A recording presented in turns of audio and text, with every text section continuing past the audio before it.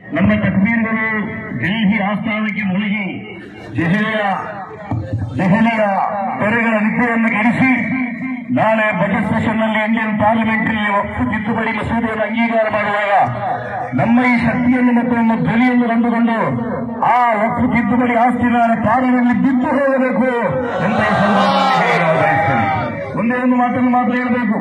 9,40,000 ಏಕರ ಆಸ್ತಿಗಳು ವಕ್ಫಿದೆ. 9.5 ಲಕ್ಷ ಏಕರ ಆಸ್ತಿಗಳು ವಕ್ಫಿದೆ.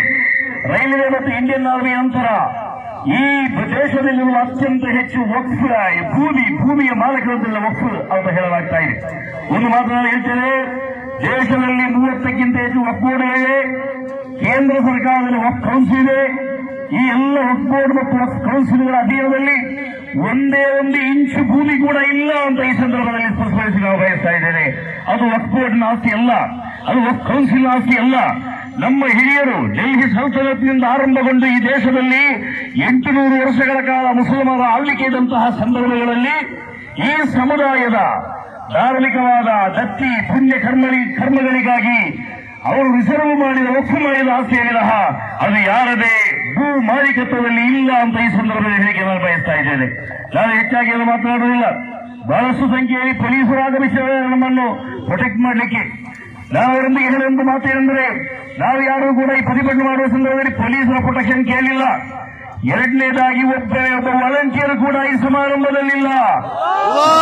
ವಾಲಂಟಿಯರ್ ಅನ್ನು ಕೂಡ ಇಟ್ಟುಕೊಳ್ಳದೆ ಪವಿತ್ರವಾದ ಉಪವಾಸವಾಗಿ ಕಲಿಸಿದ ವೈಯಕ್ತಿಕವಾದ ಶಿಸ್ತನ್ನು ಪಾಲಿಸಿ ಕರ್ನಾಟಕದ ಘನ ಉಳಮಾಗಳ ಮತ್ತು ಸಾದಾತುಗಳ ನೇತೃತ್ವದಲ್ಲಿ ಸ್ವಯಂ ನಾವು ಶಿಸ್ತನ್ನು ಅಳವಡಿಸಿಕೊಂಡು ಸ್ವಯಂ ಕಂಟ್ರೋಲ್ ಮಾಡಿಕೊಂಡು ಈ ಪ್ರತಿಭಟನೆಯನ್ನು ಮಾಡುವ ಸಂದರ್ಭಗಳಲ್ಲಿ ನಮಗೆ ಬೇಕಾದದ್ದು ನಮ್ಮ ಹಕ್ಕನ್ನು ಮರಳಿಕೊಡುವಂತಹ ಪ್ರಯತ್ನವಿಲ್ಲದೆ ಬೇರೆ ಯಾವುದೇ ಔದಾರ್ಯ ಕಾರುಣ್ಯ ನಮಗೆ ಬೇಡ ಅಂತ ಈ ಸಂದರ್ಭದಲ್ಲಿ ಹೇಳಿಕೆ ನಾನು ಬಯಸ್ತಾ ಇದ್ದೇನೆ. ಸಹೋದರ ಹೆಚ್ಚಾಗಿ ಮಾತನಾಡುವುದಿಲ್ಲ, ನೀವು ಕೂಡ ನೆನೆದಿದ್ದೀರಿ. ಈ ಸಂದರ್ಭದಲ್ಲಿ ನಾವು ಹೇಳುವಂಥದ್ದು, ನಾಳೆ ಆರಂಭವಾಗುವ ಬಜೆಟ್ ಸೆಷನ್ನಲ್ಲಿ ಮಾರ್ಚ್ 10ರಿಂದ ಆರಂಭವಾಗುವ ಪಾರ್ಲಿಮೆಂಟ್ನ ಲೋಕಸಭೆಯ ಬಜೆಟ್ ಸೆಷನ್ನಲ್ಲಿ ಈ ಬಿಲ್ ಬರುವಾಗ ಜೆಪಿಸಿಯನ್ನು ಆಯ್ಕೆ ಮಾಡಿದರು ಮೋದಿ ಅವರು. ಕೇಂದ್ರ ಸರ್ಕಾರದ ಜಾಯಿಂಟ್ ಪಾರ್ಲಿಮೆಂಟರಿ ಕಮಿಟಿ ವಕ್ಫ್ಗಾಗಿ ಒಂದು ಸಮಿತಿಯಲ್ಲಿ ಏನಾದರೂ ತೀರ್ಮಾನ ಬೇಕಾದರೆ ಬಹುಮತ ಬೇಕು. ಆ ಬಹುಮತ ಪಡೆಯಬಹುದಾದಂತಹ ಸಂಖ್ಯೆಯಿರುವ ಎಲ್ಲರೂ ಆಡಳಿತ ಪಕ್ಷದ ನಾಯಕರು. ಮತ್ತೆ ಹೇಗೆ ಬಹುಮತ ಸಿಗ್ತದೆ? ಕೆಪಿಸಿ ರೆಕಮೆಂಡ್ ಮಾಡಿರುವ 14 ತಿದ್ದುಪಡಿಗಳನ್ನು ಅಂಗೀಕರಿಸಿ ವಿಪಕ್ಷ ಅವರು ಹೇಳಿದಂತಹ 44 ತಿದ್ದುಪಡಿಗಳಲ್ಲಿ ಒಂದನ್ನು ಕೂಡ ಒಪ್ಪದೆ ಸಂಪೂರ್ಣವಾಗಿ ಸಾರಾಸಗಟಾಗಿ ಅದನ್ನು ತಿರಸ್ಕರಿಸಿ ಈ ಸಂದರ್ಭದಲ್ಲಿ ಮುಸಲ್ಮಾನರ ಮೇಲೆ ಅತ್ಯಂತ ದೊಡ್ಡ ಕ್ರೂರವಾದಂತಹ ಒಂದು ಕಾನೂನನ್ನು ನೀವು ಅಸ್ತಿತ್ವಕ್ಕೆ ತರುವ ಪ್ರಯತ್ನ ಮಾಡಿದರೆ ಭಾರತದ ಮಣ್ಣಿನಲ್ಲಿ ಇದು ನಡೆಯುವುದಿಲ್ಲ ಅಂತ ಈ ಸಂದರ್ಭದಲ್ಲಿ ಹೇಳಲಾಗಿದ್ದೇನೆ. ನಮಗೆ ಯಾವುದೇ ಆಯುಧಗಳ ಬೆಂಬಲ ಬೇಡ.